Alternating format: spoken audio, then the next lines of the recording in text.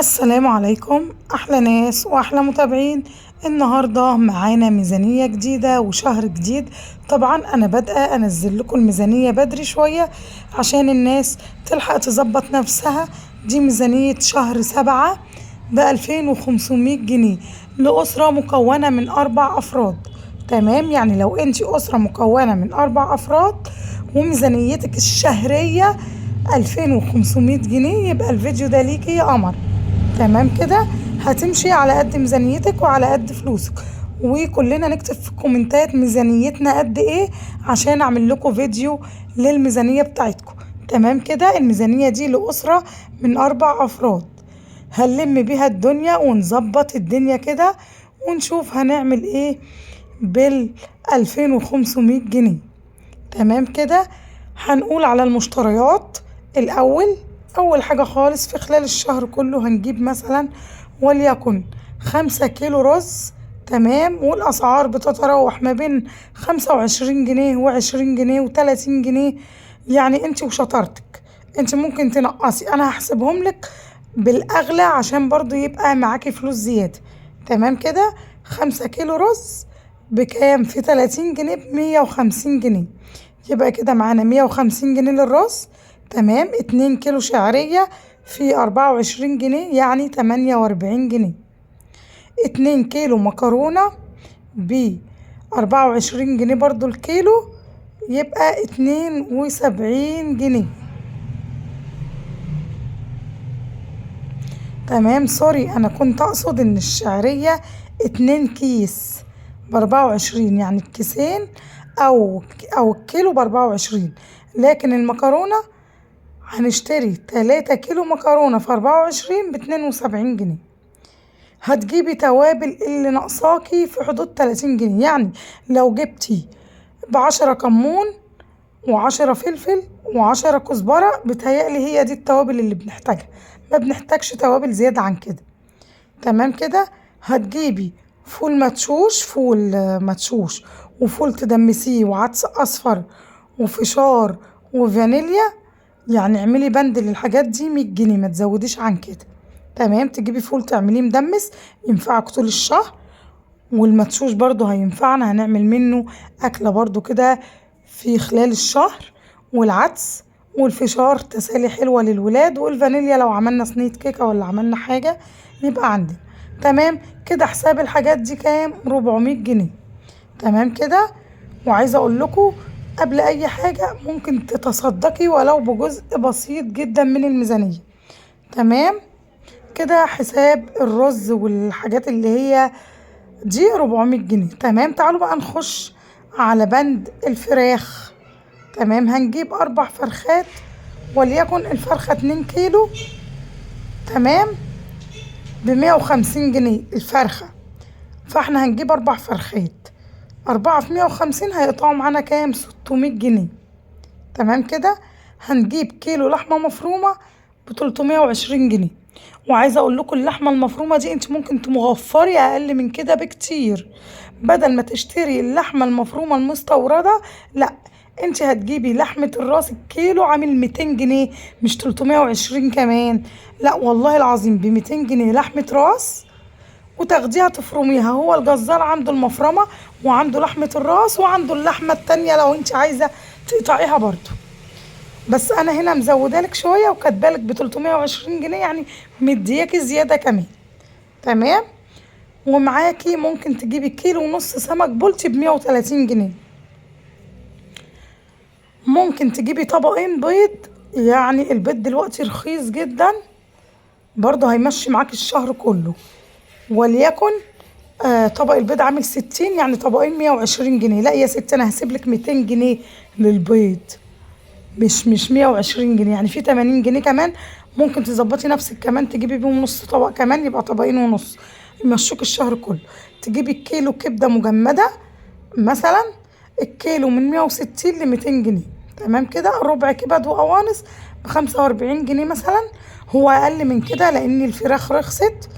تمام، فكده الحساب بتاع اللحوم والفراخ والكبدة والكبد والقوانص 1000، يعني كده حسابهم كلهم 1455.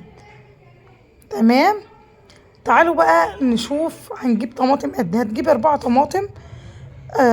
طبعا الطماطم رخصت دلوقتي. ال4 طماطم دلوقتي بقوا ب50 جنيه. تمام، الاتنين بقوا ب25. لا انا سايبالك بند الطماطم ده 100 جنيه، لو قدرت تجيبي بزيادة ينفعك للشهر الجديد. يعني معاكي 100 جنيه هتجيبيها طماطم. ممكن تجيبي 8 كيلو طماطم يمشيكي حبة الشهر ده وتعيني حبة ينفعوكي للشهر الجديد برضو، ويبقى كده وفرنا في الميزانية. هتجيبي مثلا 4 كيلو بطاطس. البطاطس هي اللي شدت حيلها شوية. ال2 كيلو بقوا ب22، بقى ب25، يعني الكيلو بقى ب12 جنيه ونص. تمام. احنا هنجيب 4 كيلو بطاطس. المفروض ال4 كيلو بطاطس بكام؟ ب50. لا سايبالك 80 جنيه اهو، مش 50 جنيه. تمام. وبزيادة، يعني لو جبتي حاجة بزيادة وقعدت معاكي للشهر اللي بعده مش هيجرى لها حاجة. تمام. هتجيب 4 كيلو بصل في 10 ب40 جنيه. وعايزة اقولك البصل مش ب10، ده كيلو ونص ب10 وب5 جنيه كمان. ليه؟ لان البصل رخيص جدا جدا. تمام. وهتجيبي بقى الخضار اللي ناقصك مش من السوق، ولو مش مفرزة مثلا بامية ملوخية، يعني اشتري اي حاجة من دول برضو. تمام. هنقول كده حساب دول 300 جنيه، اللي هي ايه الطماطم والبطاطس والبصل والخضار اللي هتجيبيه. هيبقى كده صرفنا 2000 جنيه. تمام. يعني 2000 جنيه. تمام كده يا قمر. تعالوا بقى هنجيب ايه. هتجيبي مثلا كيلو لبن، علبتين جبنة. برضو انا هقولك على الغدا وكل اساسيات الفطار والعشاء، وكل يوم هتطبخي ايه بالحاجات المشتريات اللي انا هقولك عليها في الفيديو ده.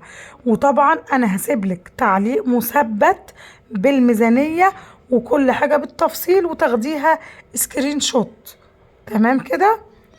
انا حبيت بس اعمل معاكم فيديو، ان انا اتكلم معاكم عشان بس تعرفوا ان الاسعار متفاوتة. يعني ممكن في المكان ده تبقى غالية شوية، لا هنا رخيصة شوية.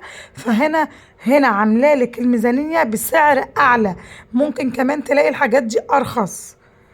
فما شاء الله انا عاملالك الحاجات دي اقل بكتير من الاسعار اللي انت هتشتريها بيها الايام دي. يعني طبق البيض انا سايبالك ليه الطبق ب100. لا هو الطبق مش ب100 دلوقتي، الطبق ب60 و70 و75. وفي بسمع والله ان في ناس عندهم في المنطقة البيض وصل ل50 جنيه. لكن بصراحة احنا عندنا هنا وصل 60 جنيه. تمام.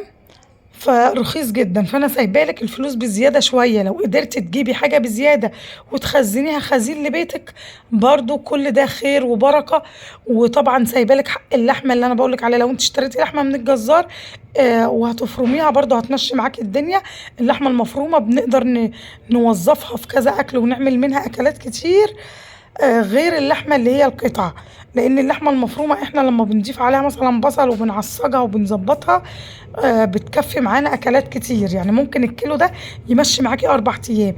الاربع فرخات اللي جبناهم دول لو جزأتيهم، لو قطعتي الاربع فرخات الاوراق لوحدها، بتقطعي اللي هو الدبوس لوحده والقطعه اللي هي فوق الدبوس لوحدها، هتكفي معاكي كتير جدا، يمكن كمان تكفيك الشهر اللي بعده كمان. تمام كده. تعالي بقى اقولك على افكار حلوه جدا جدا. طبعا لما تقسمي الفراخ هتقسمي الورك الى قسمين، وتاخدي برضو تعملي منها بانيه كل يوم اكله. واللحمه المفرومه على 4 ايام تعملي كل يوم برضو اكله. تعالوا بقى نبدا نقول بسم الله ونشوف غدا اول يوم. انا عاملالك ميزانيه يعني عمليه ويوميه، وكاتبالك هتطبخي ايه اول يوم وتاني يوم وتالت يوم وكل حاجه بالتفاصيل الممل في اول تعليق مثبت عندك. تمام كده. وكاتبها لك كمان في الوصف، في صندوق الوصف. يلا بينا. غدا اول يوم هتعملي وليكن سمك وجنبه شويه رز صياديه وطماطم مخلله. تمام. او يا ستي لو مش حابه تعملي طماطم مخلله، لو خرطتي الطماطم كده ورشتي على شويه ملح صغننه وفلفل اسود كده، جميله جدا هتبلعي بيها جنب الاكل تحفه. ده كده اول يوم غدا. تعالوا بقى نشوف غدا تاني يوم. هنعمل مكرونه وكبد وقوانص. تمام. ودي هنعملها على يومين، لان انت هتضيفي بقى عليها بصل وهتزودي بقى الكمية، فهتبقى جميلة قوي. النص ده هنعمله على يومين، ومعاكي كبد وقوانص الفراخ كمان اللي انت اشتريتيها على الكبد والقوانص اللي انت شارياها. فانت بقى ظبطي نفسك، خلي الاكلة دي تمشي معاكي يومين. يبقى احنا كده عملنا اليوم الايه التاني والتالت. تمام. تعالوا بقى نشوف اليوم الرابع. هتجيبي بقى ايه، بقيت الكبد والقوانص اللي هي فاضت معاكي، مع جبنة وبيض وعيش. تمام. تعملي مثلا وليكن شكشوكة كده، بيض شكشوكة يبقى حلو جدا. تعالوا بقى نشوف اليوم الخامس. هتعملي وراك وملوخية ورز. تمام كده. اليوم السادس هتعملي بانيه ومحشي، وممكن كمان بيبقى عندنا شوربة مخزنينها بقى في الفريزر. تمام. تسقي بيها المحشي وتعملي جنبها البانيه.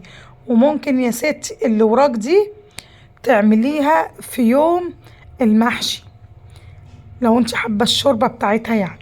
تمام. انت مثلا هتبقي عاملة رز وملوخية في اليوم ده وطبعا اللي وراك سلقتيها، فهتبقي مزودة الشوربة شوية، هتعملي منها الملوخية والرز وتاخدي بقية الشوربة تعينيها لتاني يوم، تعملي شوية محشي وبانيه. وفي ناس اصلا ما بتحبش تسقي المحشي بالشوربة اللي هي بتاعت اللحمة، وما بيعملوش جنبه ولا لحمة ولا فراخ، بيعملوا بانيه، بيروحوا جايبين اللي هي شوربة ماجي وتضيفيها مع توابل كده مع شوية صلصة، ويقلبوا كده على النار، وبيعملوا احلى شوربة. تمام. تعالوا بقى لليوم السابع. هنعمل كوسة باللحمة المفرومة، ودي بتبقى جميلة جدا جنب شوية رز وشوية سلطة برضه. اليوم الثامن هتعملي مسقعة وفول وبطاطس وعيش. تمام. ما هو مش كل يوم طبيخ يعني. اليوم الثامن صينية بطاطس بواقي الفراخ اللي هي الأجنحة اللي احنا مطلعينها من 4 فرخات. تمام. وشوية رز جنبهم. اليوم العاشر هتعملي صينية عجة. طبعا احنا جايبين طبقين بيض ومشهيصين. تمام. فهتعملي صينية عجة حلوة كده محترمة، وجنبها حتة جبنة قريش كده وعيش، وبتبقى أكلة والله العظيم بتأكل أحسن من الطبيخ. تعالي بقى غدا اليوم ال11. هتعملي بانيه ومكرونة بالصلصة. اليوم ال12 هتعملي بقى كشري. كفاية كده بقى، احنا بقالنا 10 أيام بناكل حاجات حلوة، أو 12 أو 11 يوم. تعالى بقى نعمل كشري وجنبه سلطة. تمام. كشري المصري بتاعنا عادي وجنبه سلطة. اليوم ال13 مكرونة وايت صوص مثلا زائد بانيه، او ممكن يا ستي تعملي مكرونة وصلصة وبانيه عادي. طبعا هتقولي هو ايه كمية البانيه دي يا حبيبتي؟ انت معاكي 4 فرخات. ال4 فرخات هناخد ال4 صدور ل4 ايام في الشهر بانيه. وممكن كمان انتوا 4 افراد، يعني مش كتير الميزانية دي ال4 افراد. يعني ممكن صدر الفرخة ده اللي هو بتاع البانيه ده، الصدر الواحد ده نمشي بيه يومين مش يوم واحد كمان. تمام كده.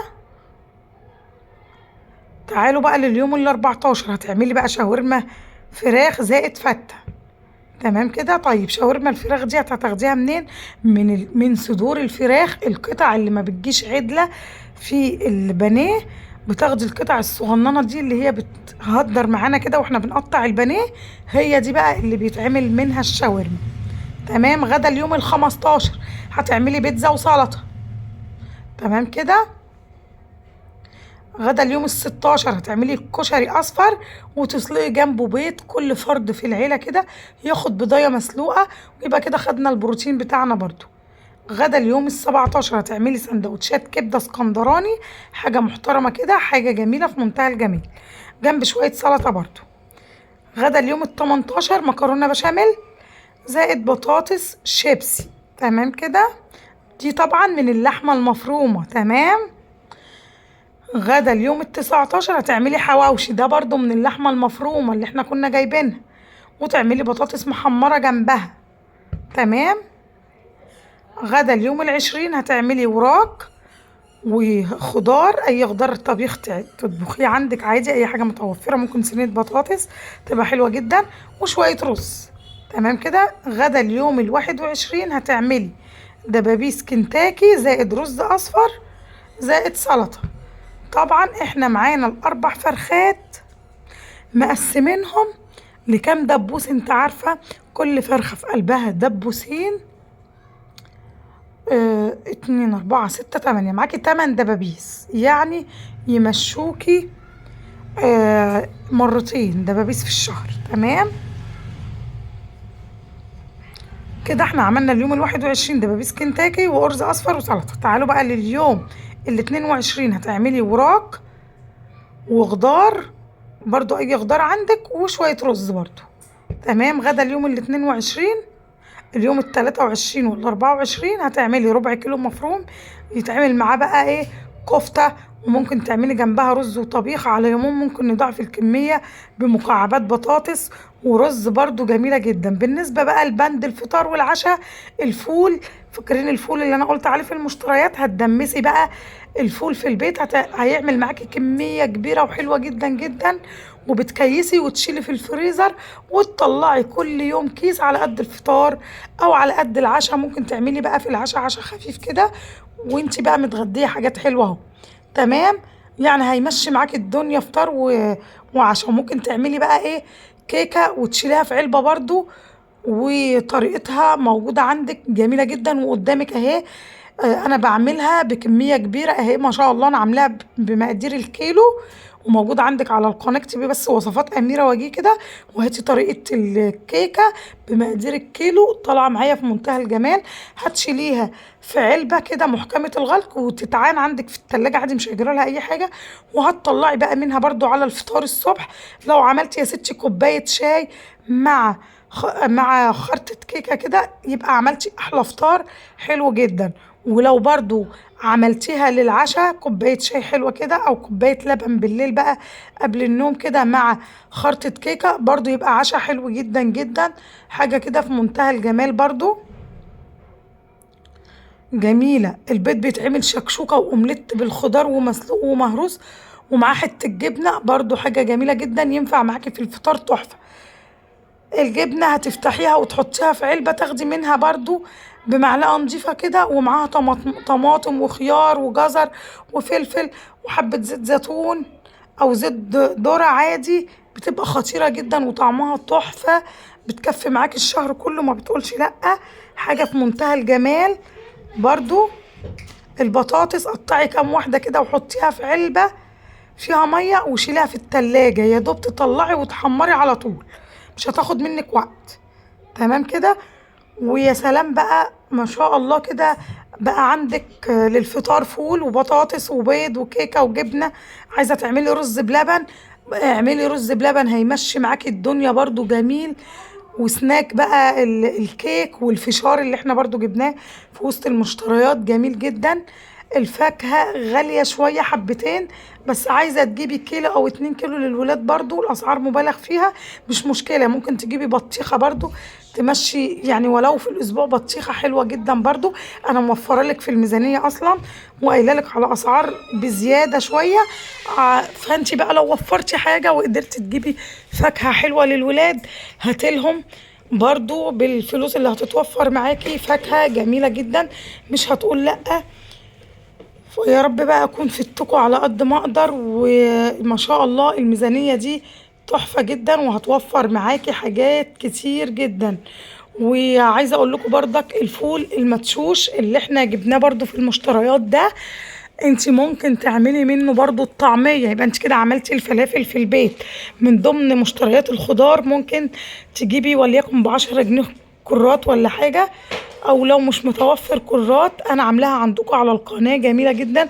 اكتبي بس كده وصفات اميرة وجيه الطعمية تحفة، عاملاها عندكم بالبقدونس وبالكزبرة، طالعة معايا في منتهى الجمال.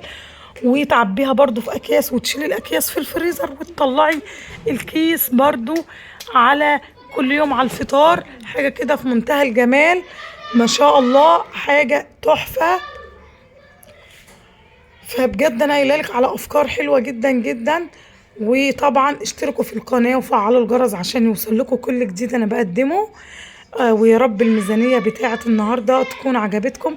وطبعا عايزة من كل حبايبي ومتابعيني اللي بيتابعوني، لو في اي ميزانية وعايزاني اكتب لك ميزانيتك كام، اكتبي لي في الكومنت ميزانيتك كام وانا ارد عليكي.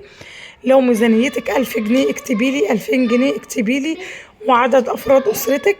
انا هنا عملت الفيديو ده طبعا لمتابعة عندي بعتالي ان انا اعمل لها ميزانية 2500 جنيه ولأربع افراد، ويا رب اكون قدرت افيدها على قد ما اقدر. والله انا كاتبه الاسعار بزياده شويه عشان برضو هي توفر عندها، اللي توفره يبقى مصلحه ليها للشهر اللي بعده، او تجيب فاكهه للولاد تزود شويه في الاكل، فدي برضو ايه حاجه ترجع لها. واكتبوا لي بقى في الكومنت طبق البيض عندكم وصل كام لغايه دلوقتي. احنا عندنا هنا طبق البيض وصل 60 جنيه. تمام، احنا من محافظه القليوبيه، فانا مش عارفه هو وصل عندكم انتوا كام. انا لغايه امبارح اللي هو الاربع، والنهارده والله الخميس اهو 25/6